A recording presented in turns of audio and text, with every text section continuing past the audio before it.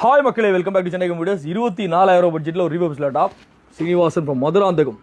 Insta ஃபாலோவரை தாண்டி நம்ம மேலே ஒரு அன்பு பிரியம் எல்லாமே வந்து கலந்து, ஏன்னா வந்தோடனே எல்லாரும் என்ன தான் ஃபஸ்ட் தேடுவாங்க, அதுக்கப்புறம் தான் லேப்டாப் தேடுவாங்க. அது வரைக்கும் எனக்கு ரொம்ப சந்தோஷம், ரொம்ப மகிழ்ச்சி. இந்த பிஸ்னஸில் நம்ம சம்பாதிச்சதே ரொம்ப மகிழ்ச்சிக்குரிய விஷயமே அதுதான். Thank you brother. லேப்டாப் பொறுத்த வரைக்கும் மினிமம் 15,000 பட்ஜெட் நம்ம லேப்டாப் ரீபப்ஸ்ல டெல் HP லினோவால 3 பிராண்டுமே எக்கச்சக்கமான லேப்டாப் அவைலபிள் இருக்கு.